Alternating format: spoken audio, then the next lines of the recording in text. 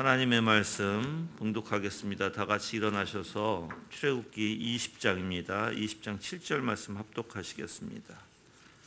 출애굽기 20장 7절 말씀입니다. 한 절입니다. 다 같이 읽겠습니다. 너는 여호와 내 하나님의 이름을 헛되게 부르지 마라. 그의 이름을 헛되게 부르는 자에게 나 여호와가 죄 없다 하지 않을 것이다. 아멘. 앉아주시길 바랍니다.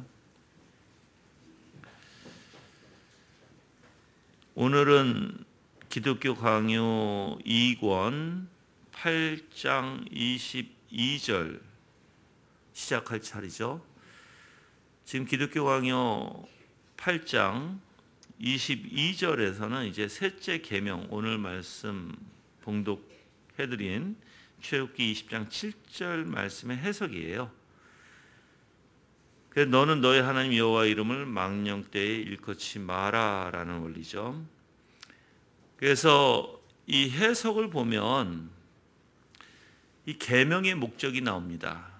이 셋째 계명의 목적, 그것은 하나님께서 우리로 하여금 그의 이름에 존엄함을 거룩하게 하려는 것이라는 것입니다. 만약에 우리가 하나님의 이름을 멸시하거나 불순하게 다룬다면 어떻게 될까요? 그것은 하나님을 모독하는 것이 될 것입니다. 그래서 여러분들이 오늘 이 계명에 따라서 순종하려면 어떻게 해야 돼요? 하나님을 경외하고 또한 하나님 앞에 영광을 돌리고 열심을 내고 항상 내가 혹시 하나님 앞에 죄를 짓지 않나 주의해야 되겠죠. 여러분들 죄 짓는 것은 하나님께 죄 짓는 거 아세요? 우리가 많이들 생각하기에 내가 어떤 상대에게 죄를 짓는다고 생각하죠. 네, 그것은 뭐 맞는 말씀이에요. 그렇지만 가장 첫 번째는 여러분들이 하나님께 죄를 짓는 것이에요. 근데 하나님께 죄를 짓는 것을 인정을 하지 못하면, 이해를 하지 못하던가 인정하지 못하면 여러분들은 뭔가 지금 잘못된 길로 가고 있는 거고. 근데 희한하게요, 여러분들 한번 생각해 보세요. 여러분이 죄 질 때 정말 내가 하나님께 죄를 짓나 한번 생각해 보세요. 정말 내가 그걸 느끼고 있고 내가 하나님께 죄 졌다는 것을 알고 있는가. 청교도인 플라벨은 존 플라벨이죠. 존 플라벨이 뭐라고 얘기했냐면, 하나님께 죄를 범했다고 생각하지 않는 사람들은 회개 또한 가짜 회개를 할 수밖에 없다, 이렇게 얘기해요. 왜 우리가 그러면 하나님께 죄를 졌을까요? 바로 그 하나님이 입법자시기 때문에 그래요. 법을 만드신 분, 즉 법 그 자체이신 분. 그런데 희한하게 우리가 무엇인가 그 법에서 어긋나서 죄를 지었다면 바로 첫 번째는 그 하나님께 죄를 진 것이죠. 자, 하나님께 죄 진 게 이제 누구한테 연결이 돼요? 바로 이웃들에게, 주변들에게 연결이 되죠. 그래서 수직과 수평이 우리가 항상 얘기하는 거죠. 만약에 내가 수직으로서의 관계를 맺잖아요, 하나님과의, 그러면 수평으로도 관계를 올바로 맺을 수 있어요. 그게 신앙의 원리예요. 수직으로 하나님과의 관계가 잘못되면 수평으로도 사람과의 관계도 잘못돼요. 그래서 저는 여러분들에게 항상 누누이 얘기하지만, 자 보세요. 신앙이 도대체 무엇일까 가만히 생각해 보시면 내가 예수 그리스도와의 연합이죠. 연합은 뭐예요? 관계성이에요. 자, 예수 그리스도와의 연합을 통해서 누구하고 관계를 맺어요? 아버지와 관계를 맺는 거예요. 그래서 신앙이라는 것은, 그래서 우리가 교회라는 것도 마찬가지예요. 교회도 바로 그리스도가 머리가 되시고 우리는 다 몸체가 돼서 서로 관계를 이루는 것이 교회의 원리예요. 그래서 신앙을 가만히 보면 아버지와 나, 그리고 예수 그리스도와 나의 관계가 있지 않냐면 절대 신앙이 있을 수가 없겠죠. 그렇죠? 자, 그러면 여러분들이 이러한 하나님의 이름, 여러분들 하나님의 이름이 뭔지 아시죠?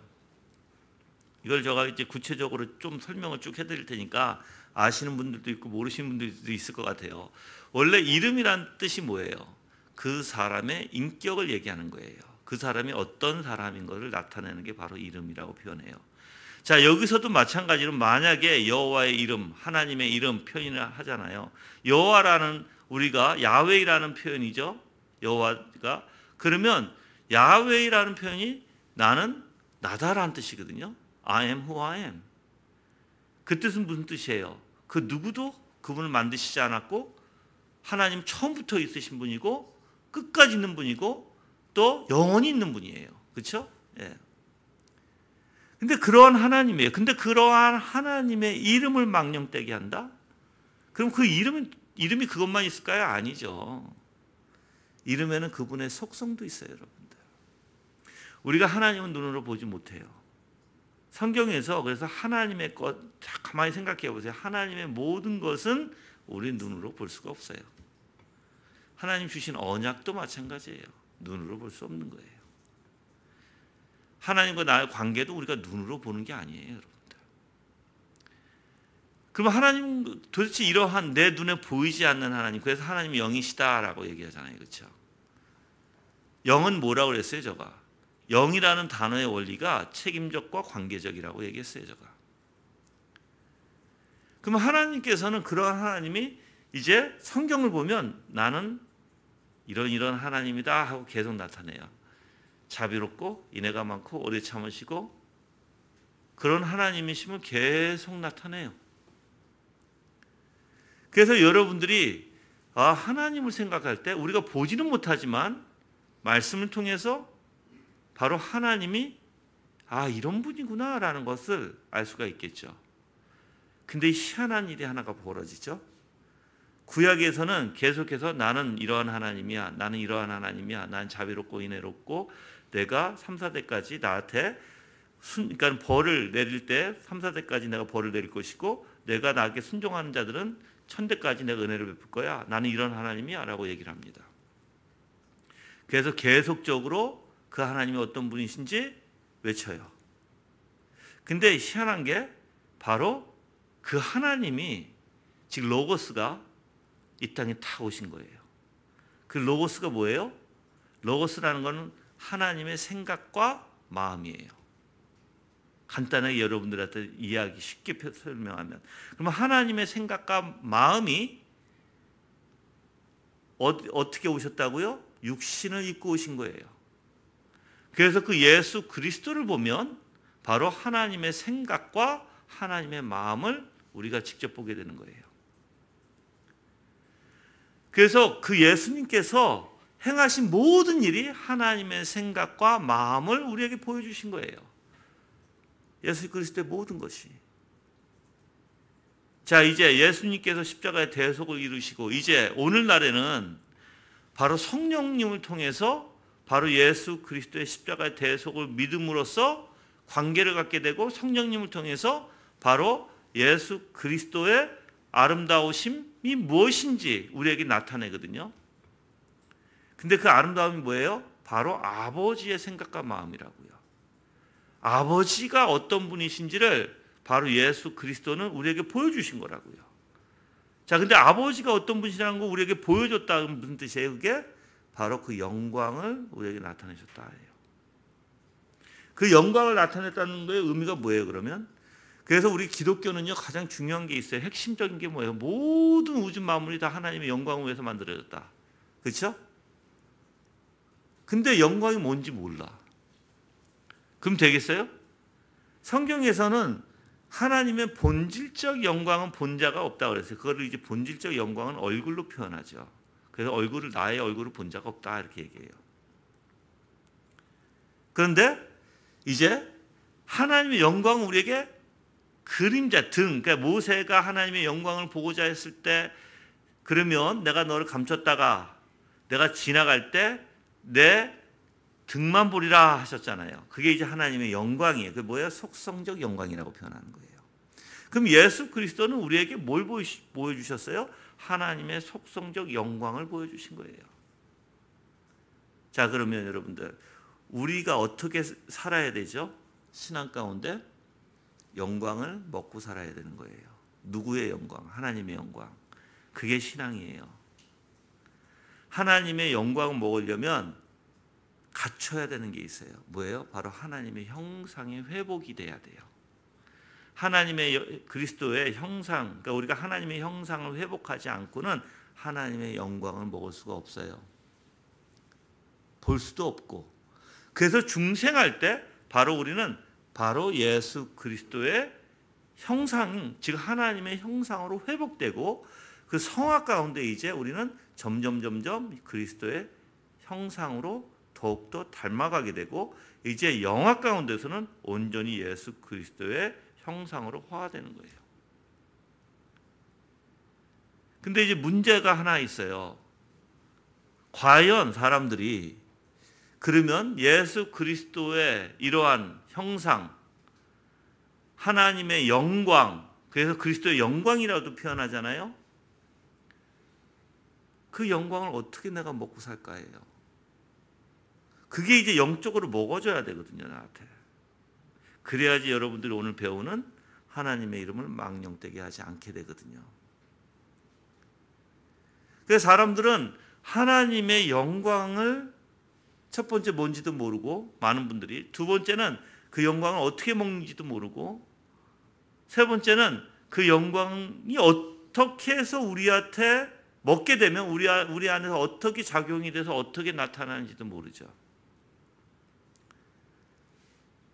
여러분들, 그래서 이제 우리가 신학적으로 배우게 되면 그리스도의 모든 아름다운 성품이 바로 하나님의 영광이다 이렇게 표현해요. 근데 하나님의 그렇게 아름다운 영광이 사실 나한테, 근데 여러분들 이거는 다 동일한 것 같아요. 내가 이 부분에 대해서 이 세상의 모든 사람들이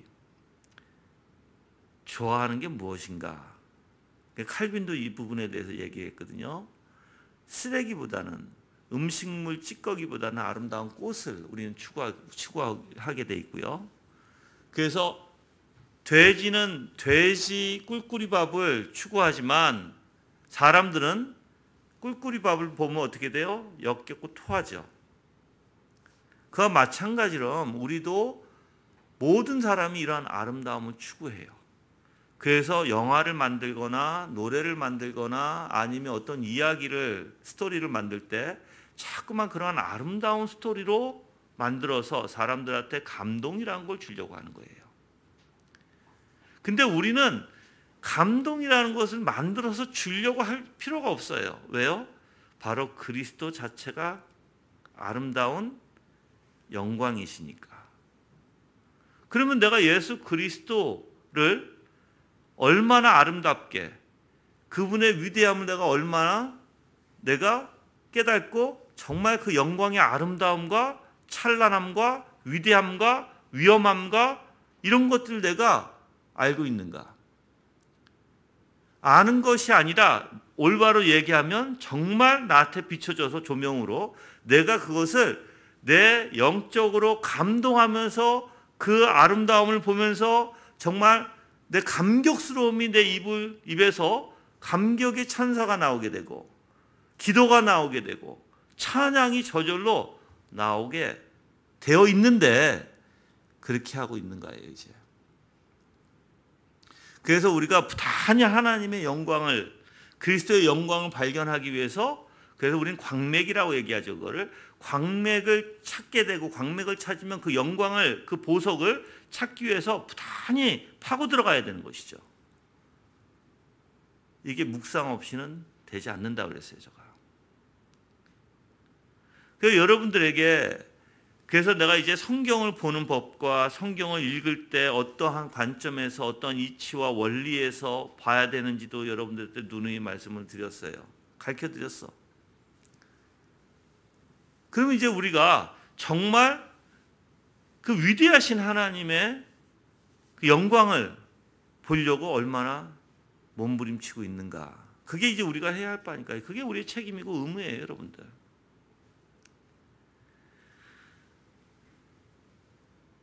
그래서 우리는 이러한 하나님의 이름을 멸시하거나 불순하게 다루지 말고 모독하지 말아야 되는데, 예수 그리스도의 형상으로 우리가 변하지 아니하면, 예수 그리스도의 형상을 우리가 닮지 않는다면 우리는 매번 어떻게 해요?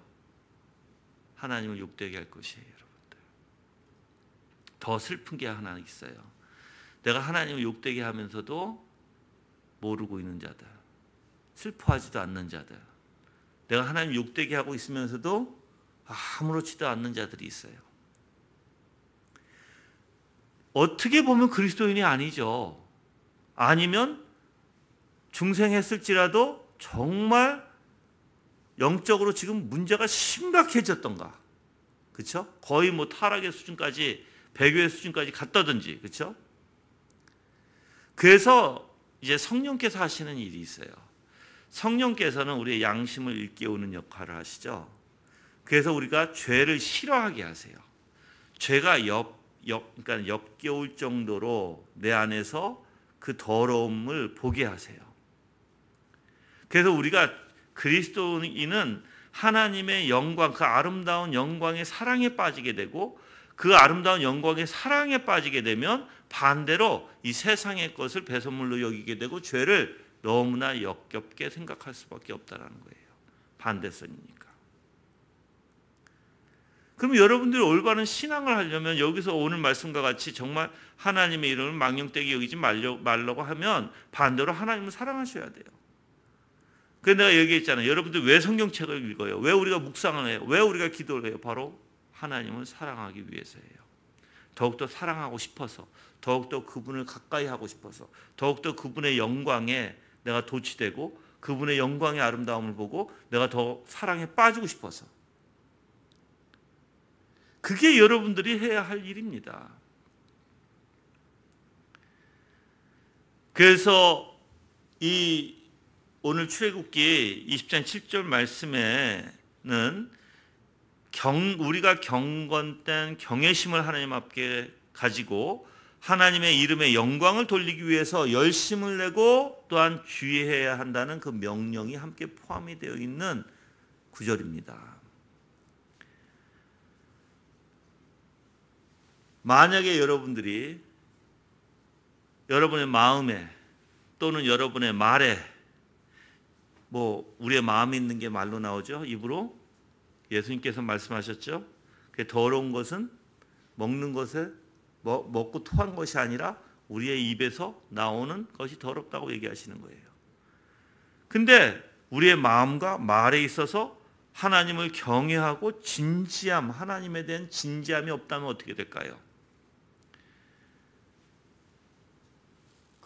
그게 바로 하나님을 망령되게 여기는, 하나님의 이름이 망령되게 여기는 지름길이에요. 그게 여러분들. 진지함이 없는 것, 하나님에 대해서.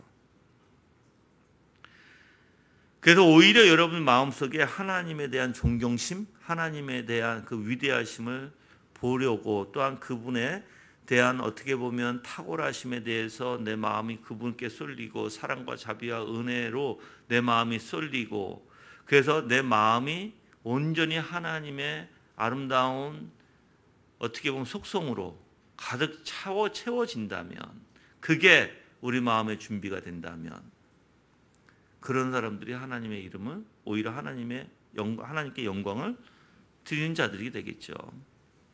그래서 하나님 앞에 영광 드린다는 것은 뭐냐면, 우리가 박수치고 하나님 앞에 영광입니다, 이게 영광이 아니라, 영광은 하나님께 내가 영광 드린다는 것은 그 하나님의 아름다운 속성이 나한테 비춰지고, 내가 그 속성에 반하고 내 마음과 내 생각과 내 의지가 온통 그 속성에 빠져서, 그 탁월함에 내가 이제 내 내면이 거기에 어떻게 될까요? 그렇게 빠지면 정말 아름다움에 빠지게 되면 기본적으로 영혼이 잠잠해지고 고요해지고 온유해지고 부드러워져요.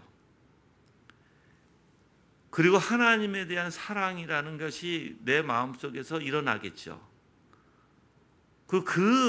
그러한 영광, 그게 영광을 내가 이제 이 세상에, 아까 수직적인 관계가 있으면 수평적인 관계 안에서 나타나게 돼요. 이제 그 사랑에 비치게 된다는 거예요. 이 세상에 자연스럽게 정말 내가 기꺼이 기쁘게 스스로 자연스럽게 그 영광을, 그 하나님의 모든 속성을 내가 비친 대로, 내가 깨달은 바대로, 내 안에 하나님께 주신 바대로 내가 비치게 돼 있는 거예요.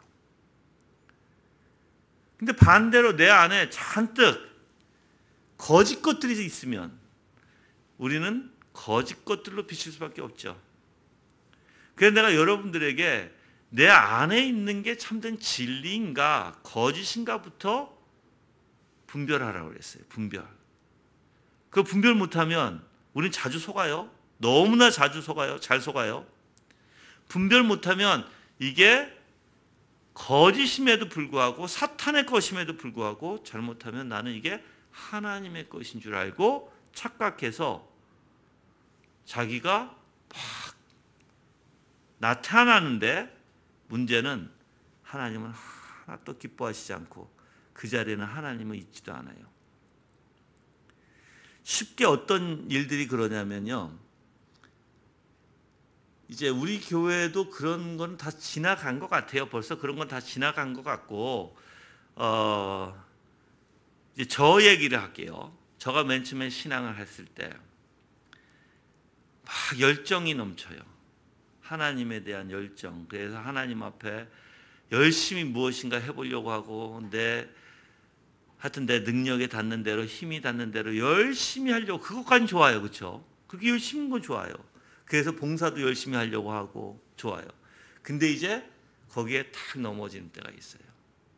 뭐냐면 봉사나 전도나 열심히 하는 건 다 좋은데 끝까지 시작도 하나님의 것으로 시작해서 끝까지 하나님의 것으로 끝나야 되는데 중간에 희한하게 봉사를 열심히 하려고 하는데 누가 탁 태클을 걸어서, 만약에 이런 소리를 했다 봐요.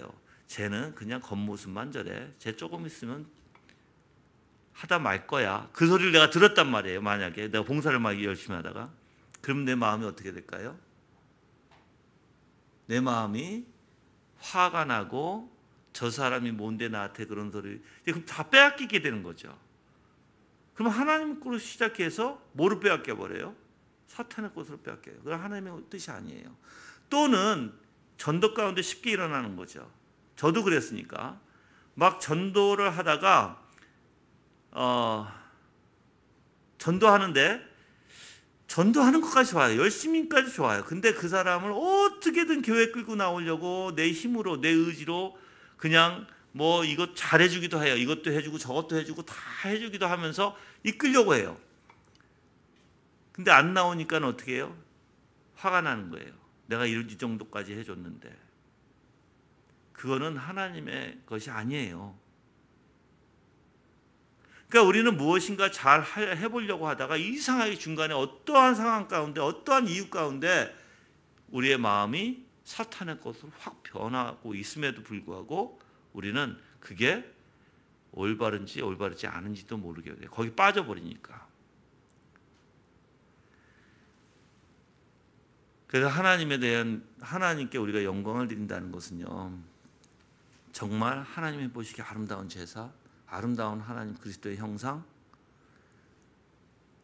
그래서 내가 여러분들한테 또 얘기했잖아요. 십자가의 대속에 하나님께서 아버지가 아들을 봤을 때 기뻐하셨고, 또 그 향기를 맡으시면서 정말 그 향기를 기뻐하신, 근데 무슨 향기였을까? 많은 사람들은 예수 그리스도의 대속 이렇게 표현해요. 아니, 그 대속이 어떻게 향기가 돼? 대속이 향기가 되는 게 아니라 바로 예수 그리스도의 아름다운 성품, 속성의 향기예요. 죽으실 때까지 끝까지 사랑과 자비와 온유함으로, 인내하심으로, 거룩하심으로 끝까지 죽기까지 어떻게 하셨어요? 그걸 지키셨고, 아버지는 바로 그 냄새를 기뻐하셨던 것이죠. 왜 그 냄새를 기뻐하셨을까요? 이 세상에요, 우주 만물에 하나님을 기쁘게 할 수 있는 분은요, 단 한 분밖에 없어요. 하나님 자신이에요. 왜요?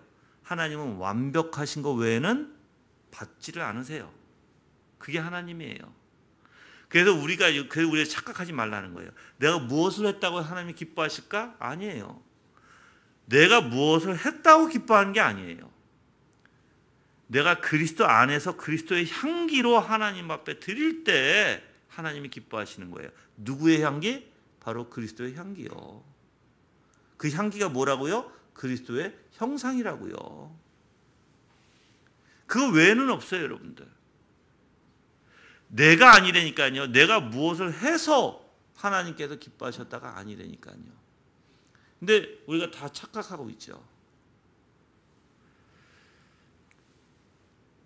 그래서 우리의 마음에 말에 있어서 경외함과 진지함이 없다면 우리는 하나님 앞에 다 하나님의 이름을 망령되게 할 수밖에 없는 존재. 그래서 우리가 하나님의 존경심을 마음에 두고 이렇게 그리스도의 형상으로 채우고 그리스도의 형상으로 준비가 될 때 바로 하나님의 이름을 더욱더 거룩하게 영광스럽게 영화롭게 나타낼 수밖에 없다라는 것입니다.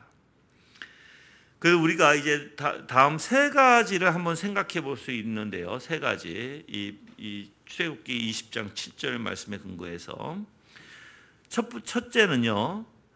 하나님에 대해 우리의 마음이 품고 있는 생각이 무엇이든지 우리의 혀가 우리의 말이 무엇을 말하든지 그것은 그의 탁월하심을 나타내고 그의 거룩한 이름의 고상함에 어울리게 하며 그의 위대함에 영광을 돌린 데 사용되어야 한다라고 칼빈은 얘기해요. 즉 우리의 마음에 품고 있는 생각이 무엇이든지 간에 우리의 말이 혀가 무슨 말을 하든 간에 뭐예요? 바로 하나님의 탁월하심을 나타내야 되고요.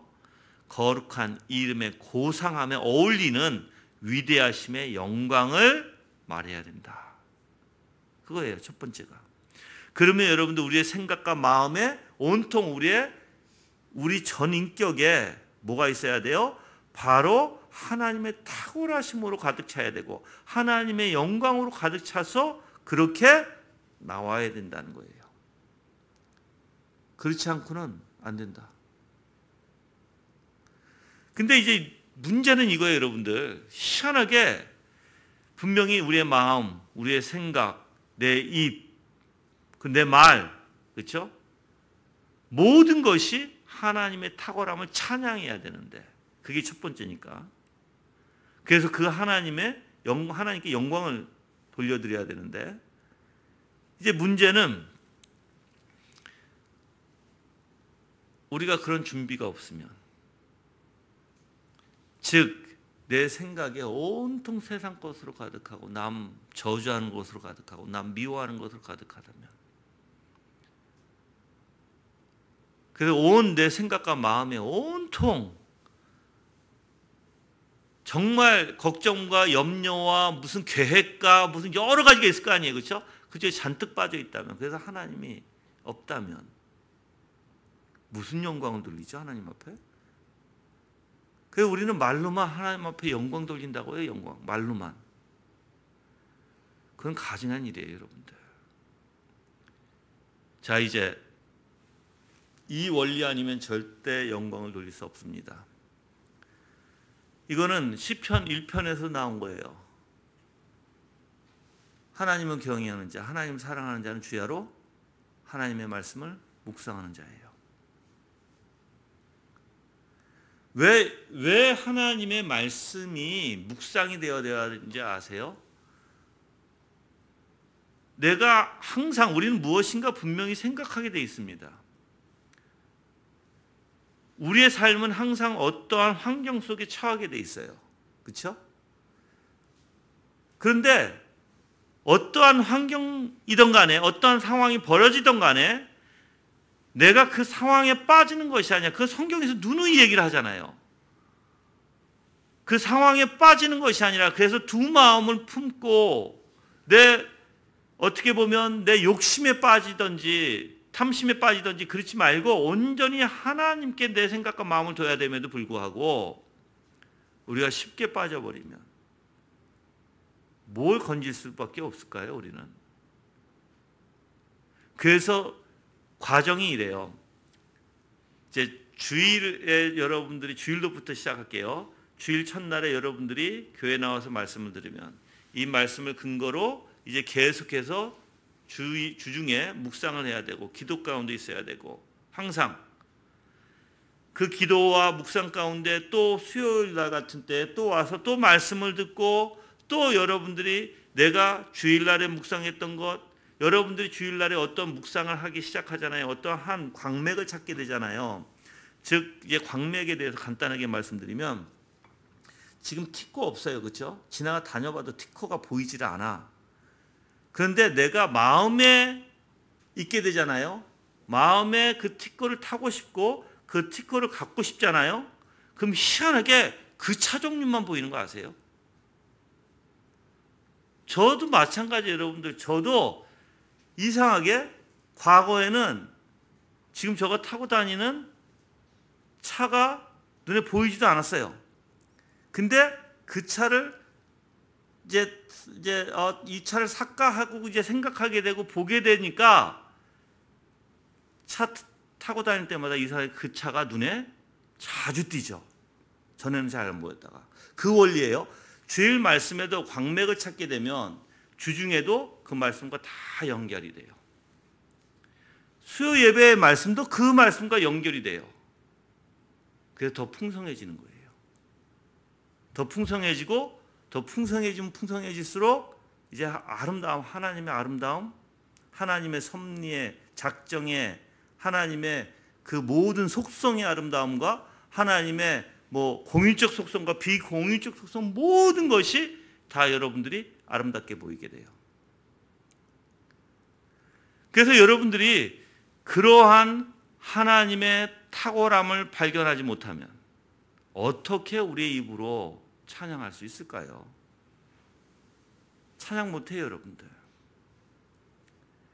하나님이 원하시는 찬양이 정말 뭐예요?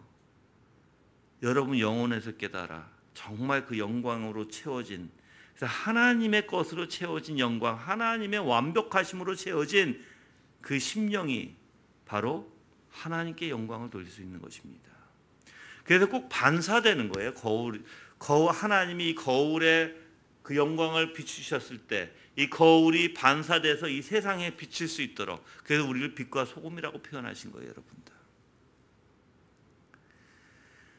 첫째는 그래서 우리의 마음에 품고 있든지 무엇을 품고 있든지 생각이 무엇이든지 혀가 무슨 말을 하든지 간에 바로 무엇을 해야 된다? 하나님의 탁월하심을, 그리고 거룩한 이름의 그 고상함에 어울리는 위대하신 영광을 돌리는데 사용해야 된다. 그게 첫 번째예요. 자, 두 번째는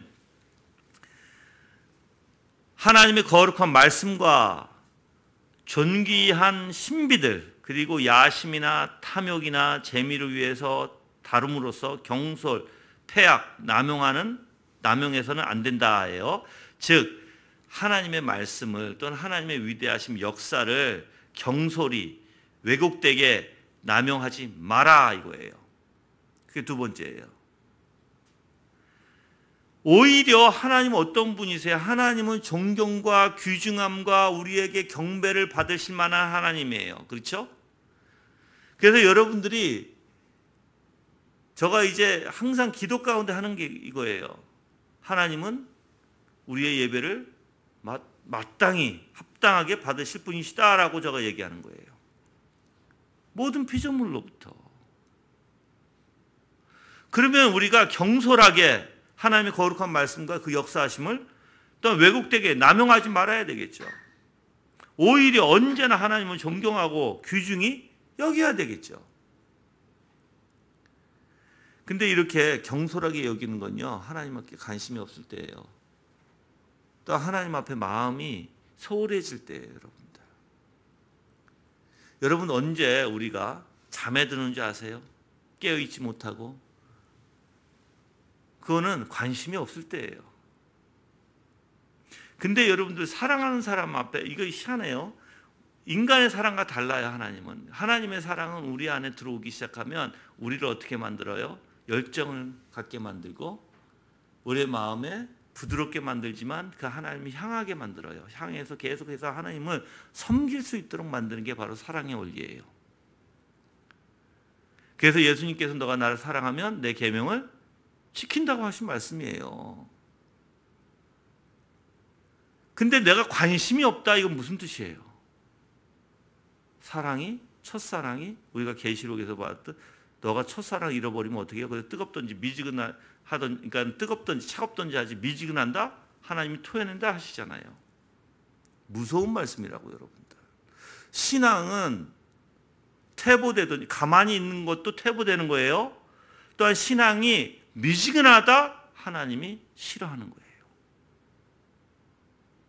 잘못하면 큰일 난다는 거예요. 큰일 난다 여러분들.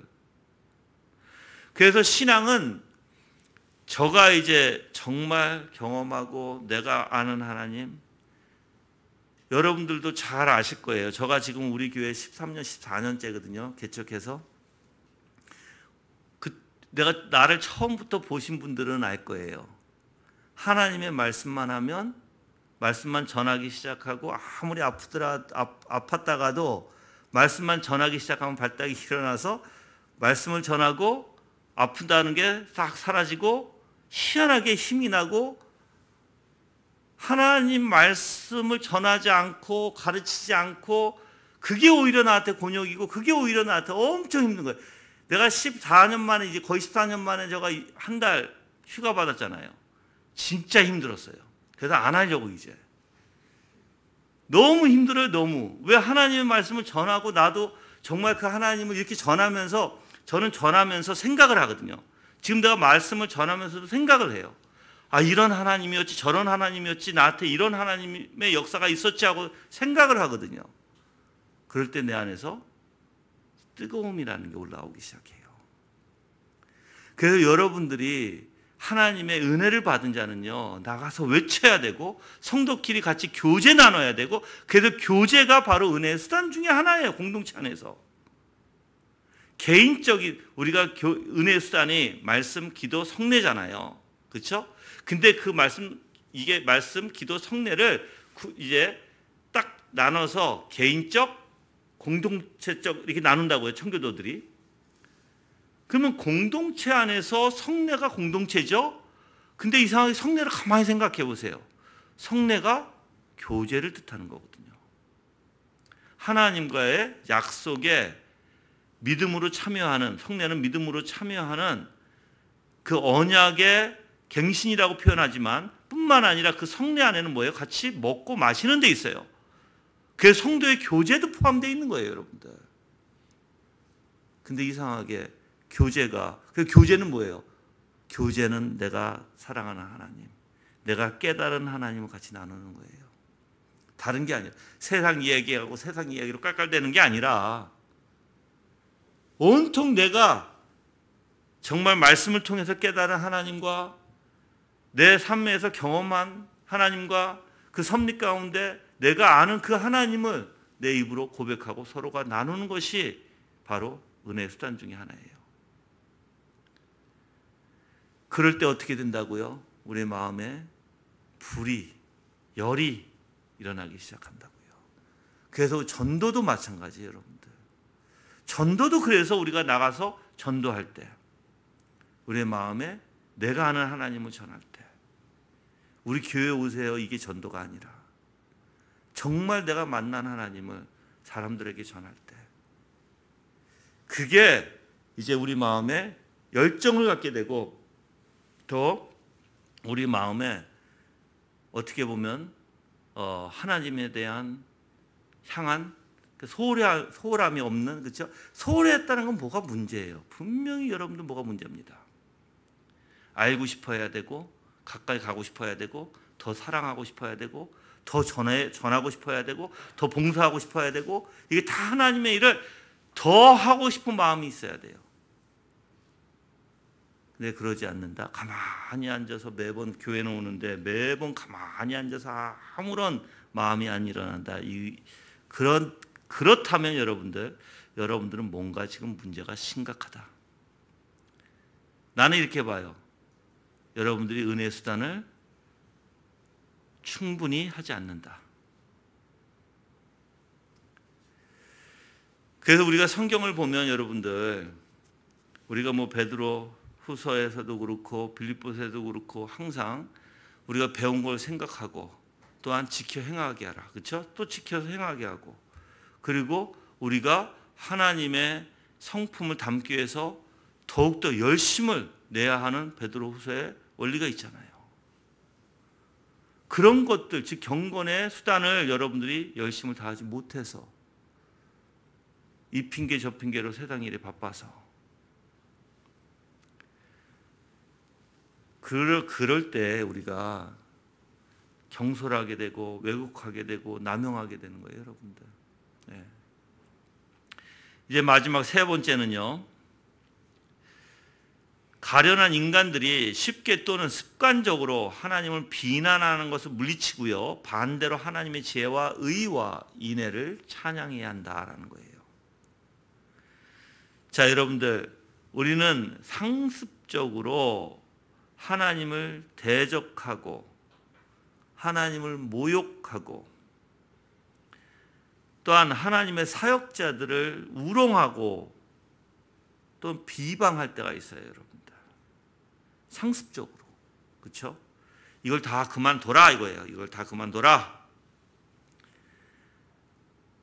그래서 하나님이 하신 일을, 그러니까 하나님이 하신 일에 대해서 무엇이든지 그 하나님의 지혜, 하나님의 의, 그 하나님의 선하심에 대해서 우리는 찬양하고 우리 입으로 말을 해야 된다는 거예요. 즉 악은 끊어라. 악한 행동들을 다 끊어라. 그러니까 쉽게 얘기하면 이제 마지막 첫 번째는 경솔히 왜곡하고 남용하지 말아야 되고 하나님의 말씀을, 그래서 언제나 하나님을 존경하고 존중히 여겨야 되지만 마지막으로 세 번째는 우리가 상습적으로 했던 죄들 다 끊어버리고 이제 하나님의 지혜, 하나님의 의, 하나님의 선하심에 대해서 찬양과 경배를 드려야 된다라는 거예요. 내가 아까도 얘기했죠. 이렇게 하려면 기본적으로 여러분들이 생각과 마음에 온통 하나님으로 채우셔야 돼요. 제가 여러분들한테 누누이 얘기했듯이 우리가 어떠한 문제들이 있잖아요. 문제 해결은요. 답이 예수 그리스도밖에 없어요. 다른 이름을 주신 이가 없어요. 근데 많은 사람들이 이렇게 얘기해요. 목사님, 예수 그리스도가 어떻게 답입니까? 또 답인지 모르면 이게 답인지 어떻게 이게 답이 되는지 모르면서도 아멘 하시는 분들이 있어요. 진짜 답이거든요, 그리스도가. 내가 한번 이렇게 해볼게요. 여러분들이 누굴 많이 미워하세요. 답이 그리스도다. 무슨 뜻이에요? 그리스도의 형상으로 채워 넣으시는 게 답이라는 거예요. 그래서 내 생각과 내 마음을 잃지 말라는 거예요, 거기서. 또 어떤 문제가 있어요? 어떤 문제인지 몰라요. 근데 어떤 문제든 간에 그리스도의 생각으로 마음으로 채워 넣으세요. 그리고 그 상황에서는 내가 해야 할 책임과 의무만 똑바로 하세요. 그럴 때 내 생각과 내 마음을 지키시는 이가 누구예요? 바로 하나님이시거든요. 그러면 하나님이 나와 같이 계신다는 뜻이고, 하나님이 이 문제 가운데 지금 문제지만 내가 정말 하나님의 생각과 마음에 있을 때는 이 문제가 더 이상 문제가 되지 않아요. 문제로 봐지지가 않아요, 여러분들. 근데 저는 이렇게 생각해요. 문제는 풀라고 있는 거예요. 문제는 하나님 앞에 내가 얘기하는 푼다는 것은 하나님 앞에 의지하고 하나님을 경외하고 하나님의 생각과 마음으로 이 문제는 그래서 해결을 보려고 있다는 거예요. 여러분들 내가 얘기했잖아요. 왜 홍해가 그 앞에 있어? 홍해가 왜 그 앞에 있냐고. 이스라엘 백성들이 가나안에서 출애굽에서 나왔을 때 왜 홍해가 가나안 땅으로 가는 왜 거기에 왜 있어요? 갈라지려고 있는 거 아니야. 여리고 성이 왜 거기 있어요? 무너지기 위해서 있는 거 아니에요? 하나님의 영광을 위해서. 여러분의 문제가 왜 그 앞에 있어요? 하나님의 영광을 위해서 해결받기 위해서 있는 거 아니에요?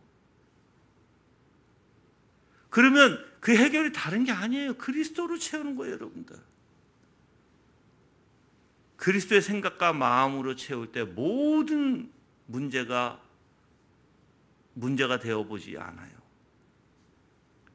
하나님의 역사하심이 분명히 이 상황 가운데 있을 것이고, 그래서 하나님으로 채우는 사람들은요, 더 이상 홍해가 문제가 되지 않고 여리고성이 문제가 되지 않는 거예요, 여러분들. 하나님의 시선으로 보기 때문에. 그래서 저는 믿음이라는 것을 내가 눈으로 얘기해 시간과 공간을 초월하는 게 믿음이다. 자, 보세요. 지금 현재는 문제가 있어. 내가 지금 닥치는 내 앞에 있는 게 문제고 내가 지금 이 문제 때문에 골치 아파 죽겠는데, 믿음이라는 것은 이 문제 앞에서 떠나게 해요. 누가 앞으로 가게 해요? 주님 앞으로 가게 해요.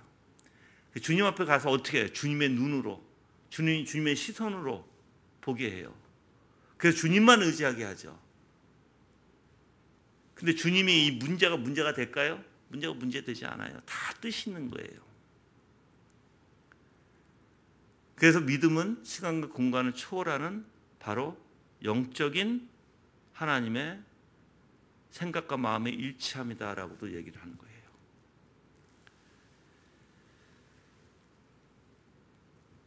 우리가 부단히 하나님과의 관계 속에서 있을 때 이런 일들이 벌어지죠.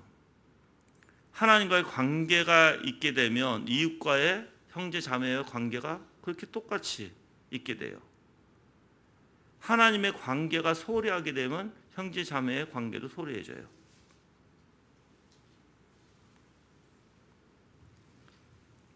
그래서 우리가 이렇게 온통 하나님으로 가득해서 하나님의 이름, 그 위대하신 하나님을 거룩하게 여기는 것이 마땅한 것이고 당연히 해야 한다는 것입니다. 만약에 이게 어긋날 때, 내가 지금 하나님의 영광으로 채우지 않고 은혜로 채우지 않고 아까 그리스도 형상으로 채우지 않을 때, 이게 어긋날 때 오히려 하나님의 이름을 헛되고 악하게 남용해서 더럽힌다는 것입니다.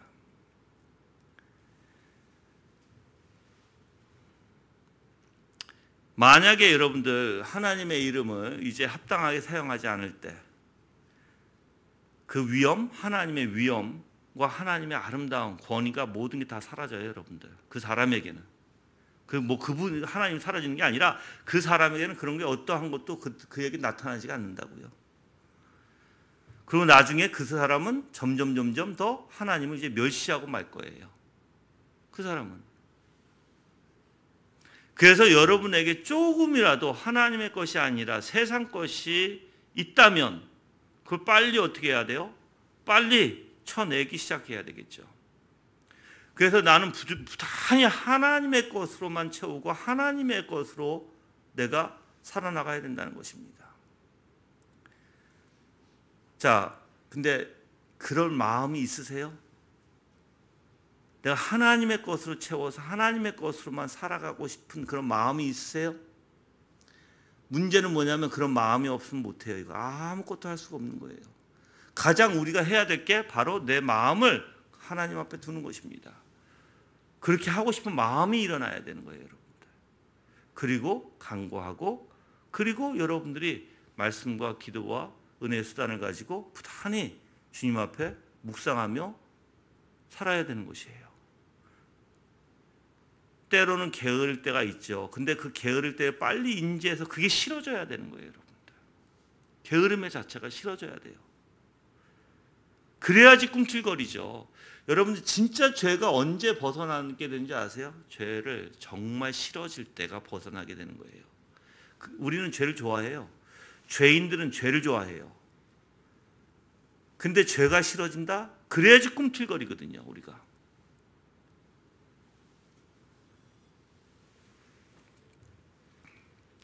만약에 여러분들이 하나님의 이름을 잘못 사용하고 하나님의 이름을 욕되게 할 때, 그것이 가증스럽게 사용될 때 훨씬 더 큰 죄가 있다라고 칼빈은 얘기합니다. 예를 들면 하나님의 이름을 어떤 미신이나 강신술, 소름 끼칠 저주, 부당한 악령을 따라 하는 서원, 이런 것들이 바로 가증스럽게 사용될 때라고 칼빈은 표현해요. 근데 여기에 서원이라는 게 있어요. 다른 건 다 모르겠는데 바로 서원. 이 서원이 뭐예요? 하나님과 맹세예요, 여러분들. 그래서 하나님과 올바른 합당한 맹세를 하지 않으면 여러분들 큰일 나는 거예요. 그럴 때는 하나님이 더 훨씬 큰 죄가 여러분들에게 가중될 것이다. 그래서 이 계명이 서약과 관계가 있다는 거예요. 서약과. 여호와 하나님의 이름을 부당한 그 남용하게 되면 하나님께서는 그를 극도로 미워하신다는 것이에요. 그 신명기 5장 11절 제가 개역 개정으로 읽어드릴게요. 너는 내 하나님 여호와의 이름을 망령 때 일컫지 말라. 나 여호와는 내 이름을 망령 때 일컫는 자를 죄 없는 줄로 인정하지 아니하리라 라고 얘기해요. 지금 오늘 본문하고 비슷하죠. 즉 내 이름을 어떻게 해요? 망령 때 일컫지 말라 하는 거예요. 망령 때에 일컫는 자를 죄 없는 줄을 인정하지 아니하리라. 즉 내가 그에게 죄가 있다라고 인정할 거야 라고 얘기하는 거예요.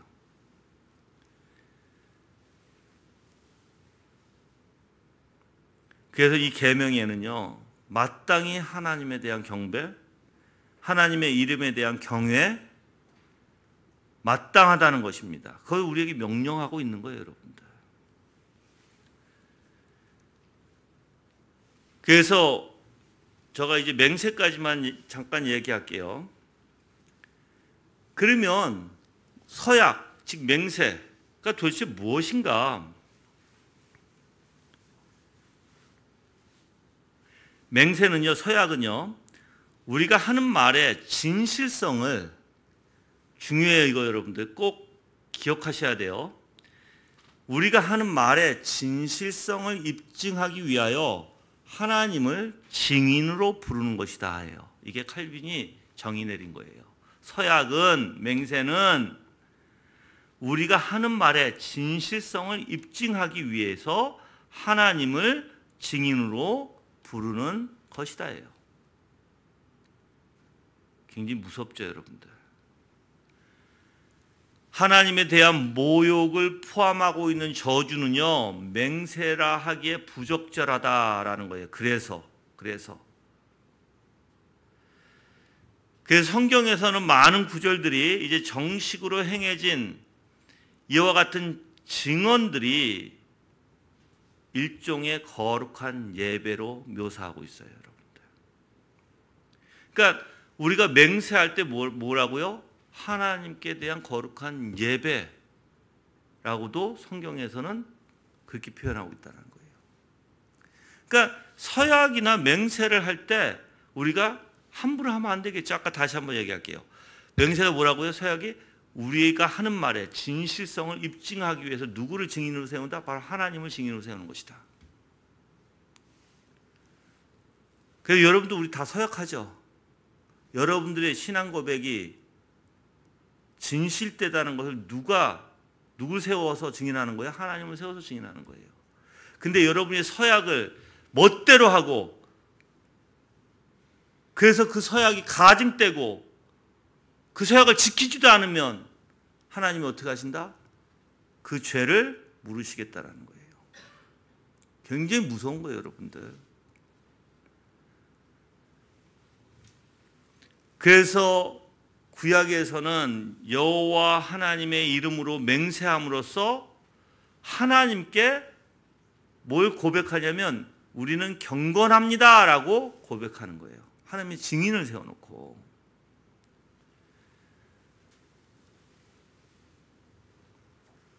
또한 이러한 원리를 바로 이제 하나님의 이름을 부를 때 이렇게 표현하거든요. 그 이제 우리가 성경을 보면 하나님의 이름을 부를 때 우리의 신앙이, 우리의 지금 경건이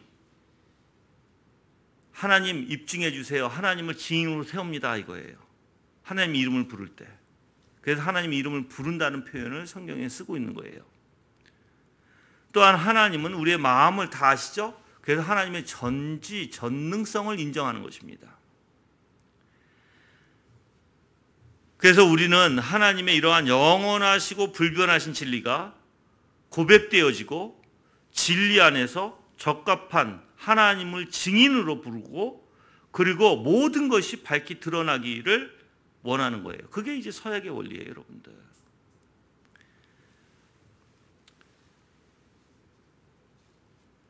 만약에 인간의 증언이요,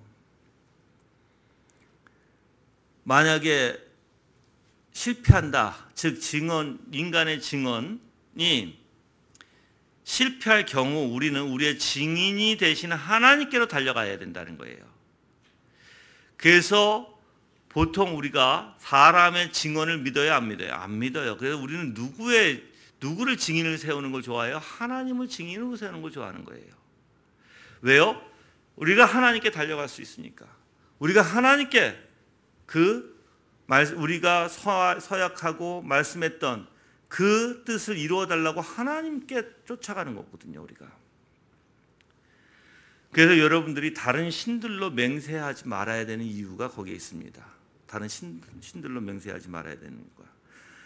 칼빈은 이렇게 얘기해요. 그렇기 때문에 주께서는 다른 신들을 들어 맹세하는 자들에 대해 극렬히 노하시며 그러한 종들의 서약을 명백한 배신의 증거로 해석하신다.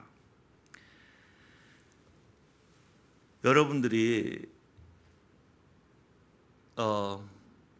아까도 얘기했지만 하나님의 이름 망령되게 하는 것, 이제 두 번째는 서약의 원리예요. 서약의 원리에서 이 서약은 개인적으로나 공동체적으로는 다 마찬가지예요, 여러분들. 그래서 여러분들이 함부로 하나님의 이름을 가지고 맹세를 해서는 안 되고 서약을 해서는 안 돼요. 개인적으로도 마찬가지지만 공동체적으로도 마찬가지예요. 근데 우리가 너무나 쉽게 서약을 해버려요. 너무나 쉽게 손들고 해요. 그 죄를 어떻게 감당하려고 해요, 여러분들? 지키지 않고 열심을 다하지 않으면. 하나님 거룩하시고 참되시고 진리신데 그 진리이신 참되신 하나님을 내가 증인으로 세웠는데, 그래서 우리가 힘들고 지치고 어려울 때 내 마음이 여러분들 하나님 앞에 올바로 서 있으면 누구한테 달려가서 그 서약을 요구한다? 하나님 앞에 달려가서 요구하게 되는 거예요, 여러분들. 이해하시죠? 그래서 서약을 정말 합당한 서약을 하는 사람들은 항상 주님, 내가 이런 서약을 했습니다. 근데 나는 연약합니다. 지금 이런 서약을 통해서 내가 더욱더 주님 앞에 나가야 되는데 저는 그렇지 못합니다, 주님. 저를 용서하시고 이 서약을 나로부터 찾으소서. 찾는다는 건 뭐예요? 이루소서.